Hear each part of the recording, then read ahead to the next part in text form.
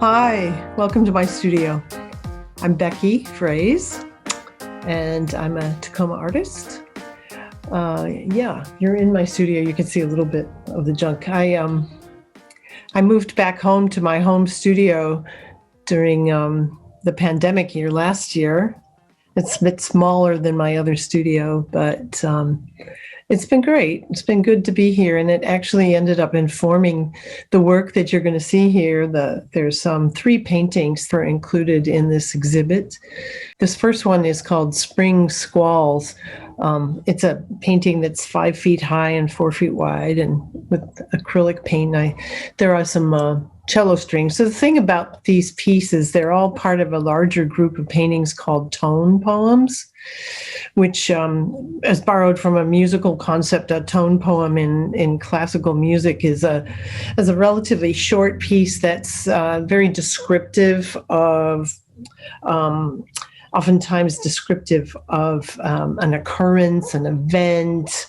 It could be even weather, a season, something like that. And yeah, so I borrowed that idea because I've been working abstractly with musical themes for a while. And then when I came back home to my home studio, I was surrounded, of course, by my home, by the garden, and I happened to look out on the Narrows part of the Puget Sound, and so we have this pretty big expanse of sky. So it came, brought me inward. It brought me, it had me take a closer look. Of course, I had more time to sit and observe things that I hadn't really made the time to sit and observe, really. So anyway, and this one's about the weather. In the spring, we get these huge, spring squalls, rain, storm, and it might be stormy and purple in the sky for a few minutes, and then suddenly it's blue, and then there's a big. So it's about that, and I really try to get these kinds of sensations in the work that. At first you see, oh, yes, it's some kind of landscape and there's a rather dramatic sky. And then when you come up and look at this one particular closer, you'll see there's 2 cello strings that are sort of wafting through the sky space as though maybe they're lifted by the air or the wind or the breeze. So that contributes to the, I guess, to the musical theme in this one. Yeah, so let's see. I think the other thing about this work is what I love about them is they're pretty intensely worked. The surfaces are very textural. There's a ton of paint and small intricate things happening on the surface, and they're really fun to look at up close. So I've always liked that about painting. Anyways, you see, you see a painting when you come into the space that it inhabits, and you see some kind of, big thing, and then you come in close and close, and you see hopefully the jewel-like qualities of a painting, and its little idiosyncrasies, maybe even the energy of the artist's mark, things like that. So this painting is not as typical as some of the others you're going to see in this, of the 3 that we're going to look at. So generally what I do in terms of my process is I start with a canvas, a prepared canvas, and then I prepare it even more. So I rule musical staff lines into it I mask them in. So staff lines are 5 lines and 4 spaces, and then a bigger space, and then 5 lines and 4 spaces again. So basically what I get to start out with is a big canvas that looks like a composer's score paper, as though you were going to notate on it and write some musical composition. My husband happens to be a classical composer, so that's one of the things that I borrow from him, is this notion that you compose he has this whole other vocabulary that I don't have, so I'm making up my own vocabulary for sure. So I get to start with these horizontal lines. It's not really a grid, but it is a grid. It's very tight, and regular and patterned so that you know exactly where it's being. And then as I paint on it, I'm composing, I'm changing things around, I'm taking things, putting things in and taking things out. Sometimes the staff lines get completely obscured. Sometimes I go back in and I have to rule them in again. Sometimes I mask them in again, just because I discover there's places where they really, really should be dominant again. And that's the process. Well, so here's one morning fog lifting that's definitely got prominent score lines, I think, that you can see when you look for these bands of lines. And I think if you didn't know that I was working with very abstract musical ideas, you'd probably wonder what the heck those lines were doing in this space, because it seems to be some kind of landscape and we wouldn't ordinarily find them there. But so this one is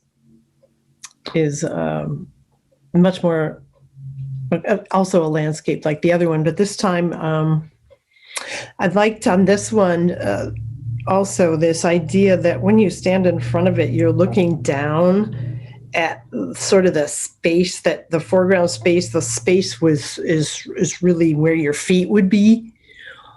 And then as you look up, you get to go up, farther and farther and farther away. So there's, even though we're sort of eye is moving vertically up. It used to be called hierarchical scale, I think, when I guess we still do that. We imagine that what's at the top of the picture plane is far away and what's down near the bottom of the composition is foreground. So, and then some of the paintings I've done, I've been working with that shift a little more radically, maybe a little more irrationally. This one's actually, in a sense, a little more predictable. And I even use that sort of, pathway that gets smaller and goes back into the diminishing background, a little bit more conventional in a sense, but also playing up all the color that happens in spring. And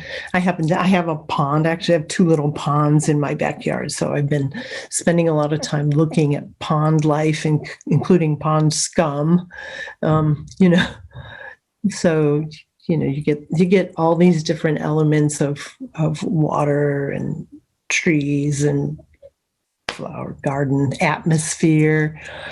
In a way, it's sort of like a self-portrait of my garden, because you also see some remnants of sort of bridge, the upright bridge of the Narrows Bridge. If you're familiar with Tacoma and the Narrows Bridge, you might find those bits in there. So I use collage pieces a lot of the time. I tear and cut paper and, plaster it in there, gel it in there, and then paint over it and obscure it or bring it back or paint over it, whatever it seems to need as I'm working and figuring out the push and pull of the whole thing. So, I had a lot of fun with this one, trying to figure out if are just kind of floating trees, are they in the sky or on the ground, and just really making up flowers. I just make them up. I don't really look at anything. So, I look at things in my sketchbook, because I've been looking outside. And then when I come to the paint and I'm in that true process of painting, it usually has to just come to me in my memory and what I think a pink flower might look like. They're very gestural and quick and sort of raw. So that's morning fog lifting. And then we have the pond, tone poem for a pond. one of the pond paintings. So just looking and filling this big 5-foot canvas up with pond stuff, the sort of glory of the pond in summer with all its different algae and, mugwort and a few flowers, things happening. It's just sort of all over. And I think you can just kind of get involved in its swirl. And maybe you can still find, now you're on to this thing about staff lines in there, you can probably look around and find a few of them still happening in here. And painting water is actually pretty tough if you're trying to. I'm not interested in painting it in any kind of photoreal representational way. I think I've done a couple of other ponds for this series too, but I kind of like this one with its just juicy ultramarine blue. It's just so fun to be able to just paint with that color and swirl it through a whole composition. It's really, really fun. Yeah, I mean, I could think about the broader reason. I've been thinking a lot about why painting, because I've also do installations and I work with actual musical instruments on, you might have seen some in window displays around town. So I like working sculpturally too. But I think the joy of painting, the love of paint, of the material, the materiality of it, figuring out how to do something new with it sometimes. Obviously, working with color and color relationships is so key. So painting's still pretty exciting to me, and I hope you'll enjoy this show.